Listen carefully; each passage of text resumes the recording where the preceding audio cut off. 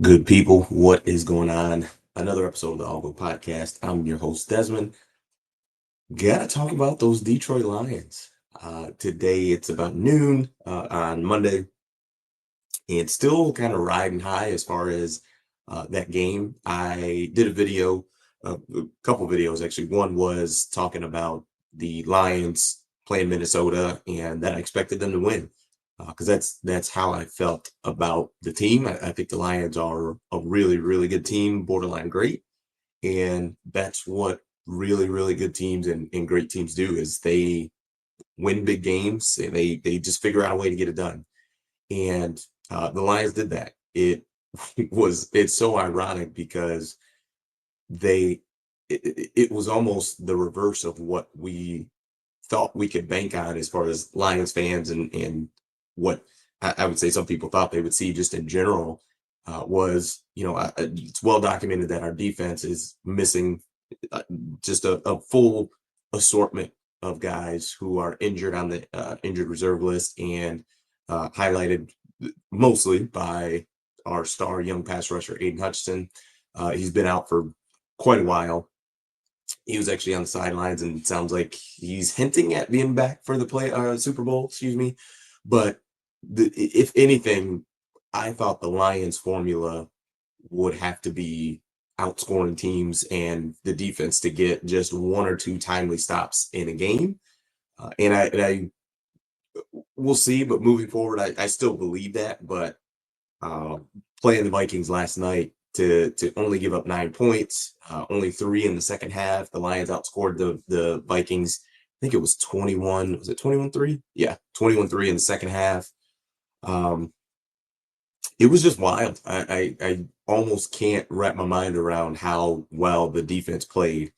And I think it's funny when it comes to professional athletes, the NFL, NBA, and really any pro sport. Those athletes have to have an delusion about themselves to be the athlete, the performer that they are.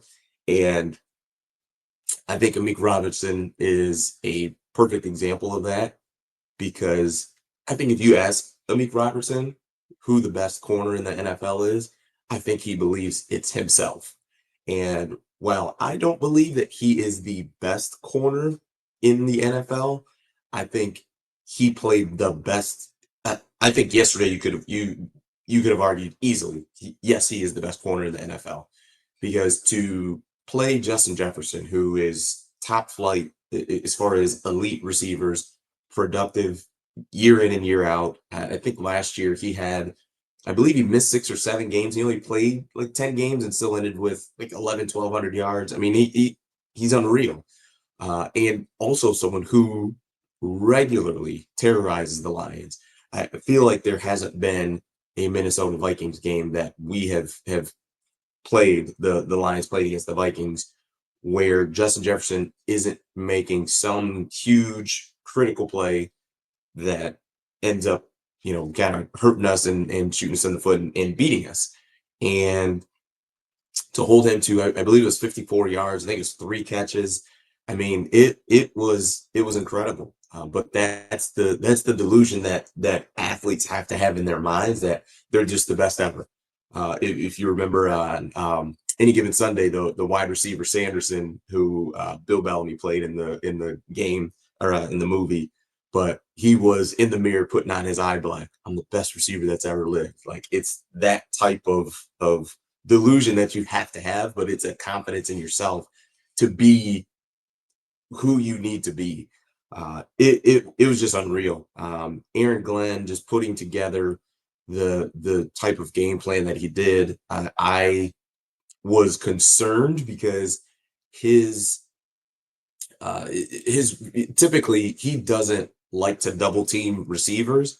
And we, as Lions fans, we've seen CeeDee Lamb has had huge games against us. Justin Jefferson, as I mentioned, Keenan Allen, no matter what jersey he wears, is just going to terrorize us. But he has a history of not double teaming the top flight receivers. And not only did he change his strategy, but he also just was aggressive. and decided that we're just gonna heat up Sam Darnold. I saw a stat on a different show that the Lions went zero blitz 13 times in the game, which is insane, just insanity. But super exciting that that the Lions ended up winning that game. There's a lot of criticism about Dan Campbell and that he should have sat the starters against the 49ers. He just said, no, we're just going to keep rolling, keep the momentum building.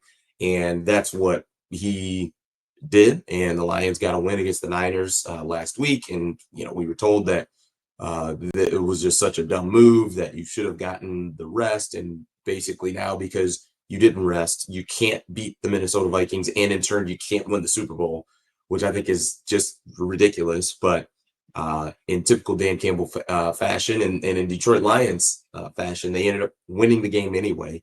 And I just can't say enough good things about it, because the interesting part is we ended up winning that game in a fashion that if someone would have told you beforehand what the script looked like, you would have said that the Lions can't win that game. Jared Goff does not throw, or I'm sorry, he did throw a touchdown. I think it was one touchdown, two interceptions. If I would have told you that Jared threw two interceptions against the Vikings, I think as a Lions fan, you would have said, we are definitely going to lose that game. But they didn't.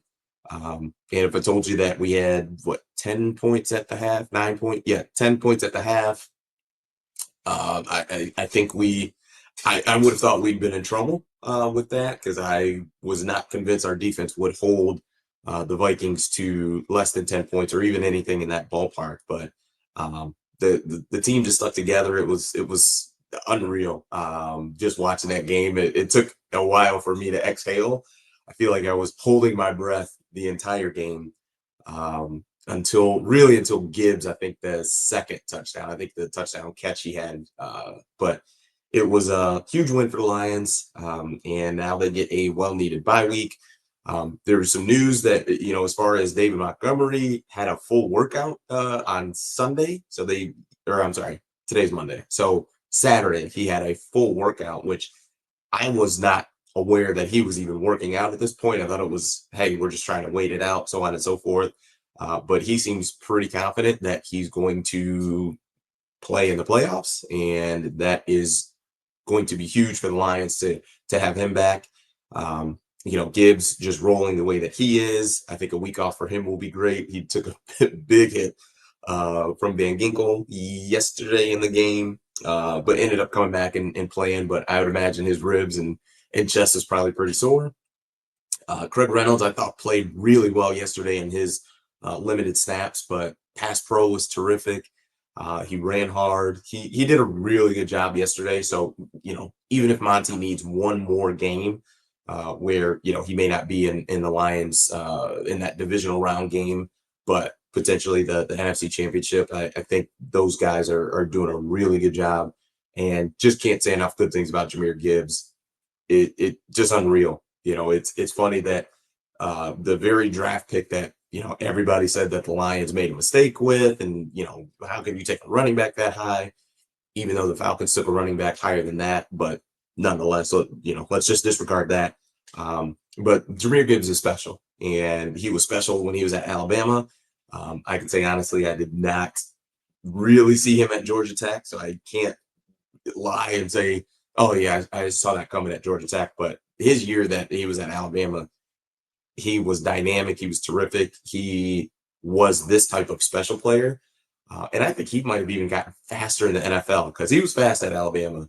This is different level fast. So kudos to the Lions. Kudos to Dan Campbell, Aaron Glenn, Ben Johnson, Jared Goff, Kirby Joseph. That was a really big tackle he had on Cam Akers to get him down at, I think, the 5-yard line, and then they end up holding him to a field goal.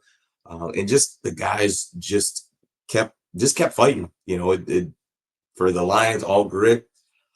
So huge win for them, and they get a bye week, so they get to kind of relax, let the chaos kind of unfold in front of them, and then the road to the Super Bowl in the NFC goes through Detroit. So that's it for me. Appreciate it. Peace.